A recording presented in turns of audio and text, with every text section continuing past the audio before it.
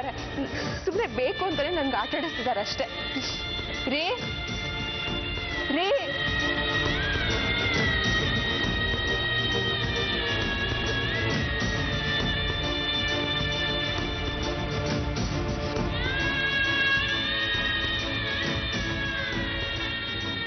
ಕುಸೆ ಅಳಿಯಂದ್ರೆ ಇನ್ನು ಎಲ್ಲಿ ಬರ್ತಾರಮ್ಮ ತಾಯಿ? ಆ ಕೃಷ್ಣ ಅವರನ್ನ ತನ್ನ ಹತ್ರ ಕರ್ಕೊಂಡ್ಬಿಟ್ಟ.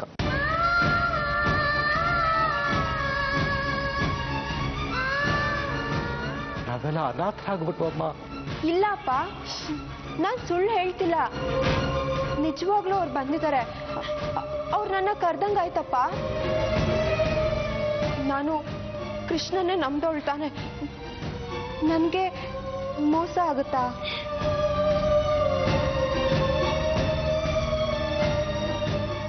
ಇಲ್ಲ ಅಲ್ವಾ ಮಗಳೇ? ಸಾವು ಅನ್ನೋದು ಸತ್ಯ ಕಂದ. ನನ್ಗೆ ನನ್ನ ನಂಬಿಕೆನೇ ದೊಡ್ಡಮ್ಮ. ನಂಬಿಕೆಗಿಂತ ಸತ್ಯ ದೊಡ್ಡದು ಮಗ. ವಿಷಯ ಇನ್ಯಾವತ್ತು ಬರೋದಿಲ್ಲ ಅನ್ನೋ ಸತ್ಯನ ಒಪ್ಕೊಂಡ್ಬಿಡು ಅಮ್ಮ. ದೇವ್ರಿಗೆ ಸಾವಿದ್ಯಾ? ನಂಬಿಕೆಗೆ ಸಾವಿದ್ಯಾ? ಇಲ್ಲ ಅಂದ್ಮೇಲೆ ಇವ್ರು ಬದುಕಿರೋದು ನಿಜಾನೇ. ನಿಜ. ಜಾತಸ್ಯ ಮರಣಂ ಧ್ರುವಂ ಅಂತ ಕೇಳಿದ್ಯಲ್ಲ? ಹುಟ್ಟಿದವರೆಲ್ಲ ಒಂದಲ್ಲ ಒಂದಿನ ಸಾಯ್ಲೇಬೇಕು.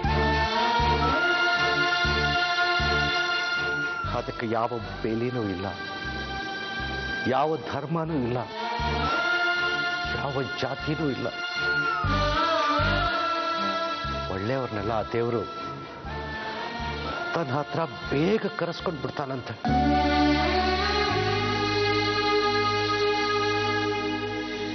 ಅಳಿಯಂದ್ರಿಲ್ದಿರ ಬದುಕೋದನ್ನ ನೀನು ಅಭ್ಯಾಸ ಮಾಡ್ಕೋಬೇಕಲ್ವಾ?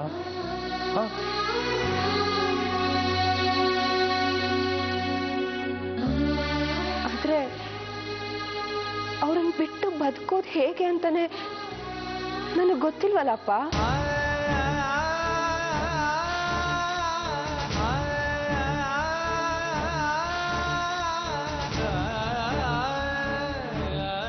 ಆ ಕೃಷ್ಣನೇ ಒಂದ್ ಮಾಡಿರೋ ಜೀವ ನಮ್ದು.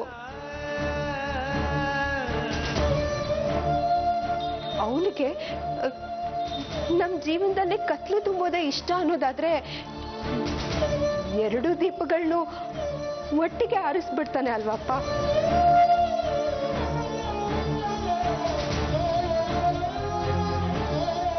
ಇನ್ನು ರಾಧಿಕಾ ಅನ್ನೋ ದೀಪ ಉರಿತಾ ಇದೆ ಅಂದ್ರೆ ವಿಶ್ವ ಅನ್ನೋ ದೀಪನು ಎಲ್ಲೋ ಬೆಳಗ್ತಾ ಇದೆ ಅಂತ ತಾನೇ ಅರ್ಥ.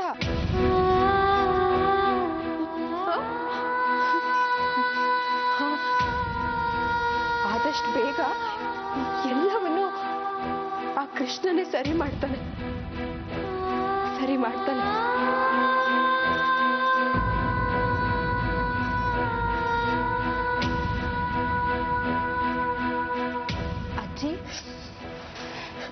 ಅಜ್ಜಿ, ನಾನು ವಿಷುನ ಕಳ್ಕೊಂಡಿದ್ದೀನಿ ಅನ್ನೋದನ್ನ ನಿಮ್ ಮನ್ಸಿಂದ ತೆಗ್ದಾಕ್ಬಿಡಿ. ಇವತ್ತೆಲ್ಲ ನಾಳೆ ಅವ್ರು ಬಂದು ನಿಮ್ ಮುಂದೆ ಅಜ್ಜಿ ಅಂತ ಹೇಳ್ಕೊಂಡು ನಿಂತ್ಕೋತಾರೆ, ನೋಡ್ತಾ ಇರಿ. ದೇವ್ರಂತ ನಿಮ್ ಕೈ ತುತ್ತಿಂದು ಬೆಳೆದವ್ರವ್ರು. ಅವ್ರನ್ನ ಇಷ್ಟು ಬೇಗ ಆ ದೇವ್ರು ಕರ್ಕೊಳ್ಳೋದಿಲ್ಲ ಅಜ್ಜಿ. ನನ್ನ ನಂಬಿ.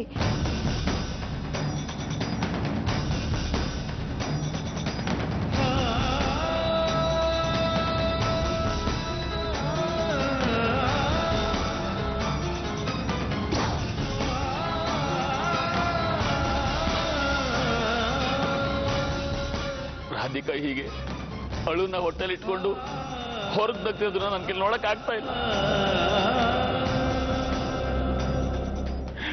ವಿಷಕ್ ಬಂದ್ ಸಾವು ನನ್ಗಾದ್ರೂ ಬರ್ಬಾರ್ದಾಗಿತ್ತ.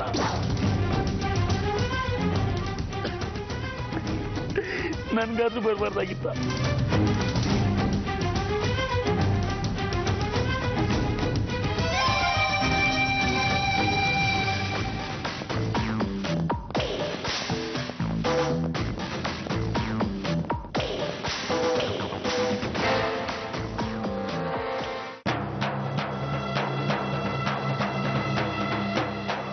ಇನ್ನು ಹೊರಡ್ತೀನಿ ಶಾಂತನು.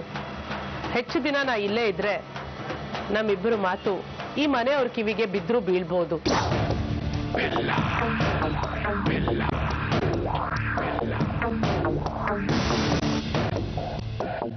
ಇದು ನಿಮ್ಮ ಮನೆ, ನೀವಿಲ್ಲೇ ಇರಬೇಕು. ಬೇಕಾದ್ರೆ ಈ ಮನೆಯಲ್ಲಿರೋ ಒಬ್ಬೊಬ್ಬರನ್ನು ಹೊರಗಾಗ್ತೀನಿ. ಅಮ್ಮ, ನೀವು ನನ್ನ ಕಣ್ಮುಂದೆನೇ ಇರ್ಬೇಕಮ್ಮ. ಸಾಕು, ಇಲ್ಲಿವರೆಗೂ ನಾನು ನೀವು ಅನುಭವಿಸಿದ್ದು ಸಾಕು. ಇನ್ ಮುಂದೆ ಈ ಮನೇಲಿ ಇಟ್ಕೊಂಡೇ ಮೆರಿಬೇಕು, ಅದು ಇವ್ರಗಳ ಮುಂದೆನೆ. ಅದೆಲ್ಲ ಸರಿ ಶಾಂತನು, ಇಷ್ಟು ಬೇಗ ಈ ಮನೆನ ನಮ್ಮ ತೆಕ್ಕೆಗೆ ತಗೊಳ್ಳೋ ಹಾಗಿಲ್ಲ. ಇರೋ ಸಣ್ಣ ಪುಟ್ಟ ಸಮಸ್ಯೆಗಳನ್ನ ಸರಿ ಮಾಡು, ಆಮೇಲೆ ನಾವ್ ಅನ್ಕೊಂಡ ಹಾಗೆ ಇಲ್ಲೇ ಇರೋಣ. ಸಣ್ಣ ಪುಟ್ಟ ಸಮಸ್ಯೆಗಳು ಈಗ ಯಾವುದು ಇಲ್ವಲ್ಲಮ್ಮ, ಎಲ್ಲ ಕ್ಲಿಯರ್ ಆಗ್ತಿದೆಯಲ್ಲ. ರಾಧಿಕಾ ನೀನು ನಂಬಿದಾಳೆ ಅನ್ಕೊಂಡಿದ್ಯಾ?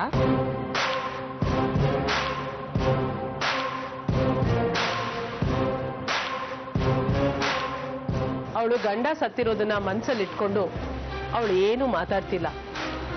ಅವಳು ಯಾವಾಗ ಬೇಕಾದ್ರೂ ನಿನ್ ವಿರುದ್ಧ ತಿರುಗಿ ಬೀಳ್ಬೋದು. ಇಷ್ಟೆಲ್ಲ ಆದ್ರೂ ಅವಳು ಯಾಕೆ ಏನು ಮಾತಾಡ್ತಿಲ್ಲ ಅಂತಾನೆ ನನಗೆ ಯೋಚನೆ ಆಗಿರೋದು.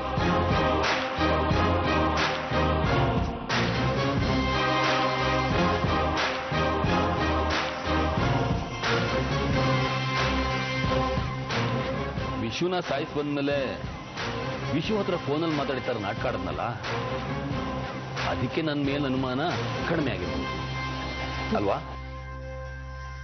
ಅವಳ ಮೊದಲನೇ ಅನುಮಾನ ನೀನೇ ಅನ್ನೋದನ್ನ ಮರಿಬೇಡ. ಅವಳು ಹೆಚ್ಚು ದಿನ ಸುಮ್ಮನೆ ಇರೋದಕ್ಕೆ ಸಾಧ್ಯ ಇಲ್ಲ. ಮನೆಯವ್ರ ಮುಂದೆ ಅವಳು ನಿನ್ನ ಸತ್ಯನೆಲ್ಲ ಹೇಳಿದ್ರೆ ಏನ್ ಮಾಡ್ತೀಯ?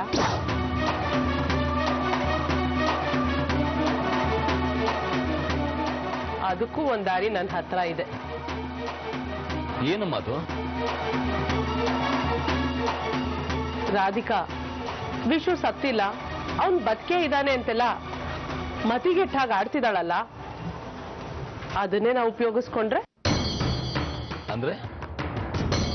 ಅಂದ್ರೆ ರಾಧಿಕಾ ವಿಶು ಸತ್ತಿಲ್ಲ ಅಂತ ಹುಚ್ಚಿ ತರ ಆಡ್ತಿದ್ದಾಳಲ್ಲ, ನಿಜವಾಗ್ಲೂ ಅವಳನ್ನ ಹುಚ್ಚಿ ಮಾಡಿದ್ರೆ?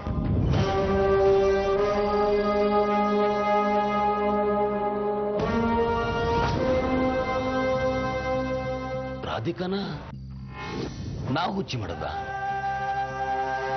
ರಾಧಿಕನ್ನ ನಾವು ಹುಚ್ಚಿ ಮಾಡೋದಲ್ಲ, ಅವಳು ಆಡ್ತಿರೋದನ್ನ ನಾವು ಬಂಡವಾಳ ಮಾಡ್ಕೊಳ್ಳೋಣ. ಮನೆಯವ್ರ ಮುಂದೆ ನಿಧಾನವಾಗಿ ಅವಳು ಹುಚ್ಚಿ ಅಂತ ಹೇಳ್ತಾ ಹೋಗೋಣ. ನಾಳೆ ಒಂದ್ ವೇಳೆ ಅವಳು ನಿಜ ಹೇಳಿದ್ರು ಅವಳ ಮಾತನ್ನ ಯಾರು ನಂಬೋದಿಲ್ಲ.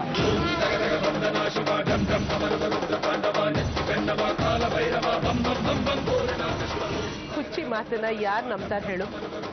ಅವಳು ಆಡೋ ಮಾತನ್ನೇ ನಮ್ಮ ಆಯುಧ ಮಾಡ್ಕೊಳ್ಳೋಣ.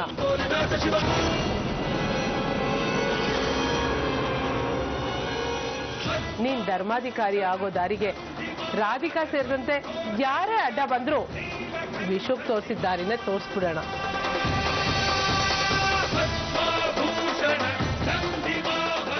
ನನ್ನನ್ನು ತಡಿಬೇಡ ಶಾಂತನು.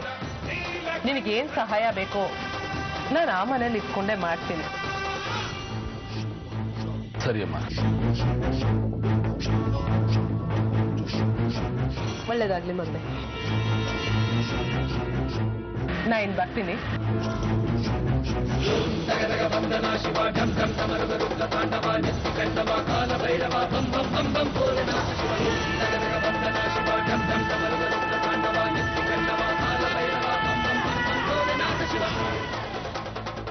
ರಾಧಿಕಾ, ನನ್ನ ವಿರುದ್ಧ ಮಾತಾಡದೆ ಈ ಮನೆಯಲ್ಲಿರೋದಾದ್ರೆ ನೀನ್ ಯಾರೋ ನಾನ್ ಯಾರೋ ಅಂತ ಇದ್ದು ಬಿಡ್ತೀನಿ. ಒಂದು ವೇಳೆ ನನ್ನ ದಾರಿಗೆ ಏನಾದ್ರು ಅಡ್ಡ ಬಂದ್ರೆ ನಿನ್ನ ಮಾನಸಿಕ ಆರೋಗ್ಯ ಸರಿ ಇದ್ರೂ ಕೂಡ ಸರಿ ಇಲ್ಲ ಅಂತ ಪ್ರೂವ್ ಮಾಡಬೇಕಾಗತ್ತೆ. ಯಾವುದಕ್ಕೂ ನನ್ನಿಂದ ದೂರ ಇರೋದು ನಿನಗೆ ತುಂಬಾ ಒಳ್ಳೆಯದು, ಅದು ನಿನ್ನ ಆರೋಗ್ಯ ದೃಷ್ಟಿಯಿಂದ. ಯೋಚನೆ ಮಾಡು.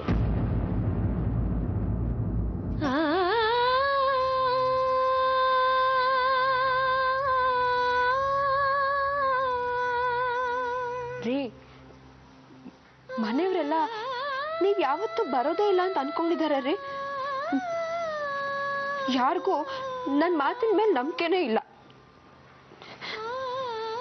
ನೀವ್ ನನ್ನ ಕರೆದಿದ್ದು ನನ್ನ ಕಲ್ಪನೆ ಅಂತ ಎಲ್ರೂ ಹೇಳ್ತಾರೆ, ಆದ್ರೆ ಅದು ಕಲ್ಪನೆ ಅಲ್ಲ. ಎಲ್ಲೋ ಇದ್ಕೊಂಡು ನೀವ್ ನನ್ನ ನೆನ್ಪು ಮಾಡ್ಕೊಳ್ತಾ ಇದ್ದೀರಾ ಅಂತ ಇವ್ರಿಗೆಲ್ಲ ನಾನು ಹೇಗ್ ತಿಳಿಸಿ ಹೇಳಿ.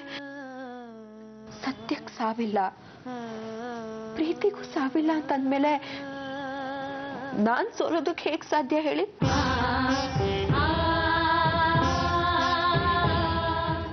ಆ ಕೃಷ್ಣನ ನಾನು ಎಷ್ಟು ಪೂಜೆ ಮಾಡ್ತಿದ್ನೋ ಅಷ್ಟೇ ನಿಮ್ಮನ್ನು ಇಷ್ಟಪಡ್ತಾ ಇದ್ದಾರೆ. ಈಗ ಅದೇ ಕೃಷ್ಣ ನಮ್ಮಿಬ್ಬರನ್ನ ದೂರ ಮಾಡೋದಕ್ಕೆ ಸಾಧ್ಯನಾ ಹೇಳಿ?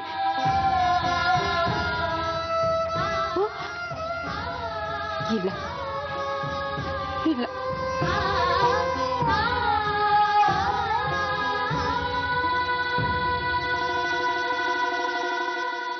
ನೀವ್ ಬರೋವರೆಗೂ ನನ್ನ ಜೀವ ಕೈಯಲ್ಲಿ ಹಿಡ್ಕೊಂಡು ಕಾಯ್ತಾ ಇರ್ತೀನ್ರಿ.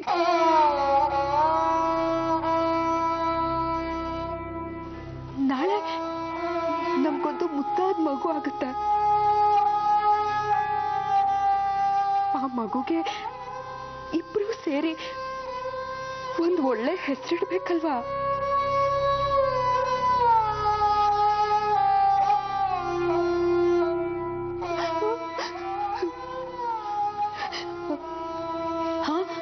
ನನಗ್ ಚೆನ್ನಾಗಿ ನೆನಪಿದೆ ರೀ. ಗಂಡ್ಮಗು ಆದ್ರೆ ಕೃಷ್ಣ ಅಂತ, ಹೆಣ್ಮಗು ಆದ್ರೆ ಮೀರಾ ಅಂತ ಹೆಸರಿಡೋಣ ಅಂತ ನೀವೇ ಹೇಳಿದ್ರಿ.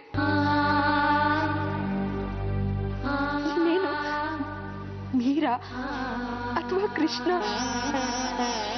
ನನ್ ಮಗ್ಲಿಗ್ ಬರ್ತಾರೆ. ಆ ಮಗುನ ಎತ್ತಿ ಮುದ್ದಾಡೋ ಸಮಯದಲ್ಲಿ ನೀವೇ ಇಲ್ಲ ಅಂದ್ರೆ ಹೇಗೆ ಹೇಳಿ? ರಾಧಿಕಾ,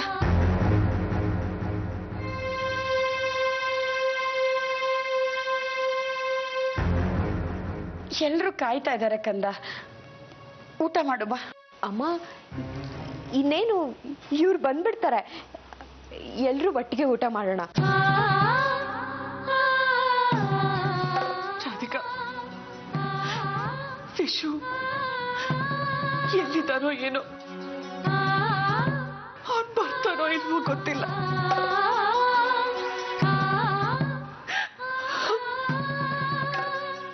ಅವನ ಜೊತೆ ನಮಗ್ ಬಾಳೋ ಅದೃಷ್ಟ ಇದೆಯೋ ಇಲ್ವೋ ಗೊತ್ತಿಲ್ಲ ಕಂದ. ಅತ್ತೆ, ದಯವಿಟ್ಟು ಹಾಗೆಲ್ಲ ಮಾತಾಡ್ಬೇಡಿ ನೀವು. ಇವ್ರು ಬಂದೇ ಬರ್ತಾರೆ. ಅಲ್ಲಿವರೆಗೂ ನನ್ಗೇನು ಬೇಡ. ಪಾಪ ಇವ್ರು ಎಲ್ಲಿದ್ದಾರೋ, ಎಷ್ಟು ಸಂಕಟ ಅನುಭವಿಸ್ತಿದಾರೋ ಏನೋ. ಇನ್ನು ಸ್ವಲ್ಪ ಹೊತ್ತು ಕಾಯೋಣ ಅತ್ತೆ, ಅವ್ರು ಖಂಡಿತ ಬರ್ತಾರೆ. ಹ, ಈ ಮಗುನ ಅನಾಥ ಮಾಡ್ಬಿಟ್ಟು ಎಲ್ಲಿ ಹೋಗ್ತಾರೆ ಹೇಳಿ? ಕಂದ ನೋಡು, ನಿನ್ನೆಯಿಂದ ನೀನು ಊಟ ಮಾಡಿಲ್ಲ. ಹೀಗೆ ಆದ್ರೆ ನಿನ್ ಮಗು ಗತಿ ಏನ್ ಹೇಳು? ನೀನ್ ಹೇಳ್ದ ಹಾಗೆ ವಿಶು ಖಂಡಿತ ಬಂದೇ ಬರ್ತಾನೆ. ಅವನ್ ವಾಪಸ್ ಬಂದಾಗ ನೀನ್ ಹೀಗೆ ಊಟ ಮಾಡದೆ ಇದ್ದೆ ಅಂತ ಗೊತ್ತಾದ್ರೆ ಖಂಡಿತವಾಗ್ಲೂ ನಿನ್ ಜೊತೆ ಜಗಳ ಆಡ್ತಾನೆ, ನಿನಗ್ ಬೈತಾನೆ. ಅವನಿಲ್ಲ ಅಂತ ನಿನ್ ಹೊಟ್ಟೆಲಿರೋ ಮಗುಗೆ ಯಾಕೆ ಶಿಕ್ಷೆ ಕೊಡ್ಬೇಕು? ವಿಶುಗ್ ಬೇಜಾರ್ ಮಾಡಿಸ್ತೀಯಾ? ಬಾ ಊಟ ಮಾಡು ಬಾ.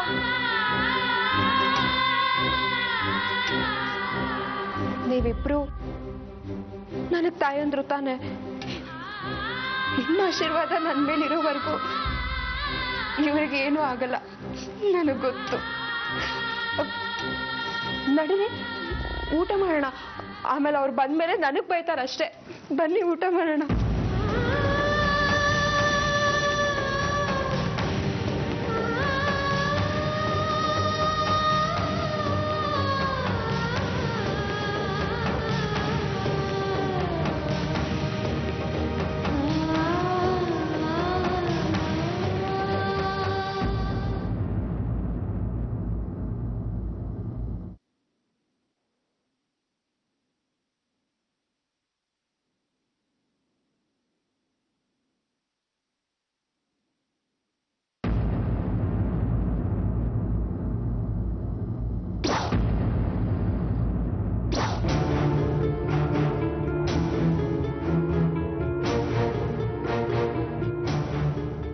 ಶಾಂತನು.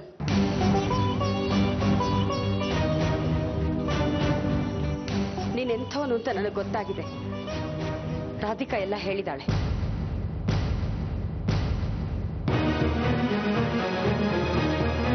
ವಿಶು ಸಾವಲ್ಲಿ ನಿನ್ ಪಾತ್ರ ಏನು ಇಲ್ಲ ತಾನೆ? ನೀನ್ ಯಾವ ಕೆಲಸ ಮಾಡೋದಕ್ಕೂ ಹೇಸೋ ಮನುಷ್ಯ ಅಲ್ಲ ಅಂತ ರಾಧಿಕಾ ನನಗೆ ಹೇಳಿದಾಳೆ. ಪಾಪ ಅಲ್ಲಿ ಕೊರಗ್ತಾ ಇರೋದು ನನ್ನ ಮಗಳು. ಅವಳ ಕಣ್ಣೀರು ಯಾವುದೇ ಕಾರಣಕ್ಕೂ ನಿನ್ನನ್ನು ಸುಮ್ಮನೆ ಬಿಡಲ್ಲ.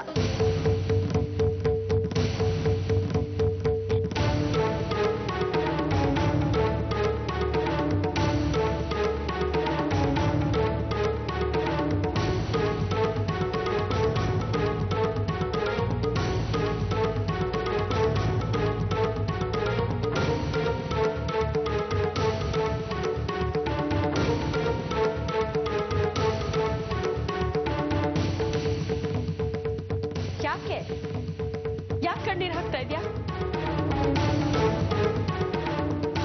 ವಿಶ್ವ ಸತ್ತ, ರಾಧಿಕಾ ಗಂಡನ್ ಕಳ್ಕೊಂಡು ವಿಧವೆ ಆದ್ಲು. ಇನ್ನು ನಿನ್ನ ದಾರಿಗೆ ಅಡ್ಡ ಬರೋರು ಯಾರು ಇಲ್ಲ ಅನ್ನೋ ವಿಕೃತ ಸಂತೋಷಕ್ಕೆ ಕಣ್ಣೀರು ಹಾಕ್ತಾ ಇದ್ಯಾ? ಈ ಕಣ್ಣಲ್ಲಿ ಕಪಟ ಕಾಣ್ತಾ ಇದೆಯಾ ಈಗ? ನಾನು ಈ ಕ್ಷಣಕ್ಕೆ ಕೇಳ್ತಾ ಇದ್ದೀನಿ. ದ್ವೇಷ, ಅಸೂಯೆ, ಕೋಪ ತುಂಬಿ ಶಾಂತನು ನನ್ನ ತಮ್ಮ ಸತ್ತಿನೇ ಸತ್ವದ. ಈಗ ನಿಮ್ಮ ಮುಂದೆ ನಿಂತಿರೋದು ನಿಮ್ಮಂತ ಸುಸಂಸ್ಕೃತ ತಾಯಿ ಮುಂದೆ ನಿಂತಿರೋ ಒಬ್ಬ ಹೊಸ ಮನುಷ್ಯ. ನಾನು ಕಣ್ಣೀರು ಹಾಕ್ತಾ ಇರೋದು ನನ್ನ ತಮ್ಮ ವಿಷಯಕ್ಕೋಸ್ಕರ.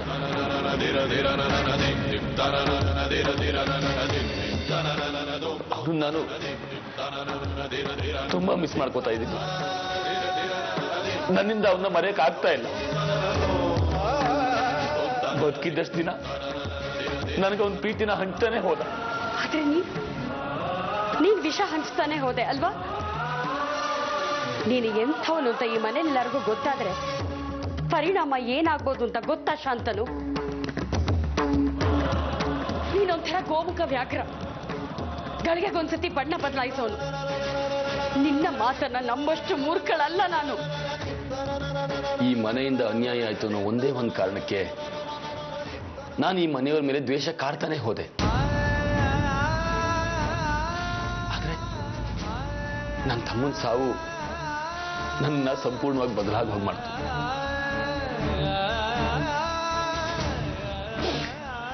ಈಗ ನಾನು ಯಾರ ಮೇಲೆ ದ್ವೇಷ ಕಾಡ್ಲಿ?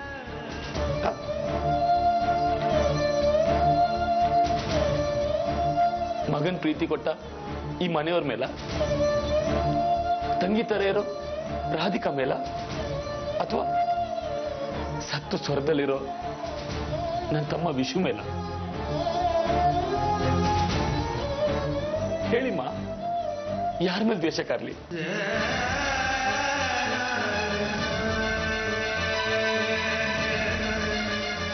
ಮಾಡಿರೋ ಅಪರಾಧಗಳ ಪ್ರಮಾಣ ತುಂಬಾ ದೊಡ್ಡದಿದೆ ಅಮ್ಮ. ನನ್ನ ಮೇಲೆ ನನಗೆ ನಂಬಿಕೆ ಹುಟ್ಟೋದಕ್ಕೆ ಸಾಧ್ಯ ಆಗ್ತಾ ಇಲ್ಲ. ಕೇವಲ ಧರ್ಮಾಧಿಕಾರಿ ಆಗ್ಬೇಕು, ಈ ಮನೆಯಿಂದ ಆದ ಅನ್ಯಾಯಕ್ಕೆ ಸೇಡು ತೀರ್ಸ್ಕೋಬೇಕು ಅನ್ನೋ ಹಠಕ್ಕೆ ಬಿದ್ದು ಏನೆಲ್ಲ ಅವಾಂತರಗಳನ್ನು ಮಾಡಿದೆ. ಅದನ್ನ ನೆನೆಸ್ಕೊಂಡ್ರೆ ನನ್ನ ಮೇಲೆ ನನಗೆ ಅಸಹ್ಯ ಆಗ್ತಾ ಇದೆ. ನಾನು ನಡ್ಕೊಂಡು ಬಂದ ದಾರಿನ ಹಿಂದೆ ತಿರುಗಿ ನೋಡ್ಕೊಂಡ್ ಬಂದ್ರೆ ಒಬ್ಬ ಮನುಷ್ಯ ನಡ್ಕೊಂಡ್ ಬಂದಾಗ ಕಾಣಿಸ್ತಾ ಇಲ್ಲ, ಒಂದು ಕಾಡು ಮೃಗ ನಡ್ಕೊಂಡ್ ಬಂದಾಗ ಕಾಣಿಸ್ತಾ ಇದೆ. ಮನುಷ್ಯತ್ವನ, ಪ್ರೀತಿ, ವಿಶ್ವಾಸನ ಕೇವಲ ಸೇಡು ಅಧಿಕಾರಕ್ಕೋಸ್ಕರ ಕಳ್ಕೊಂಡ್ಬಿಟ್ಟೆ ಅಮ್ಮ, ಕಳ್ಕೊಂಡ್ಬಿಟ್ಟೆ. ಇಷ್ಟು ದಿನ ಯಾರಿಗೂ ಗೊತ್ತಾಗದೆ ಇರೋ ಹಾಗೆ ನಾಟಕ ಮಾಡ್ಕೊಂಡ್ ಬಂದಿಯಲ್ಲ, ಈಗಲೂ ನೀನ್ ನಾಟಕ ಮಾಡ್ತಾ ಇಲ್ಲ ಅನ್ನೋದನ್ನ ಹೇಗ್ ನಂಬೋದು? ನನ್ನ ಮಗಳು ರಾಧಿಕಾ ಹಿಂಸೆ ಪಡ್ತಿದ್ದಾಳೆ, ಒದ್ದಾಡ್ತಿದ್ದಾಳೆ. ವಿಶು ಸಾವಲ್ಲಿ ನಿನ್ನ ಕೈವಾಡ ಇರಬಹುದೋ ಏನೋ ಅಂತ ಈ ಮನೇಲಿ ಬೇರೆ ಯಾರಿಗಾದ್ರೂ ಅನುಮಾನ ಇದೆಯೋ ಇಲ್ವೋ? ನನಗಂತೂ ಇದೆ ಶಾಂತನು. ಇಷ್ಟು ದಿನ ಹಿಂಸೆ ಕೊಟ್ಟಿರೋ ನೀನು ಈಗ ಏನೂ ಆಗಿಲ್ಲ ಅನ್ನೋ ತರ ಸಾಚನ್ ತರ ಮಾತಾಡಿದ್ರೆ ಹೇಗ್ ನಂಬಕ್ ಸಾಧ್ಯ? ಹಾಗಿದ್ರೆ ನನ್ ಕುತ್ತಿಗೆ ಹಿಡಿದು ಸಾಯಿಸ್ಬಿಡಿ. ಈ ರೀತಿ ಮಾತಾಡಿ ನನಗೆ ನೋವು ಕೊಡಬೇಡಿ.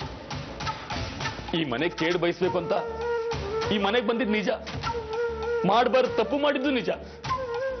ಆದ್ರೆ ವಿಷು ಸತ್ ಮೇಲೆ ನಾನು ಸೋತ್ ಹೋಗ್ಬಿಟ್ಟೆ ಅಮ್ಮ, ಸೋತ್ ಹೋಗ್ಬಿಟ್ಟೆ.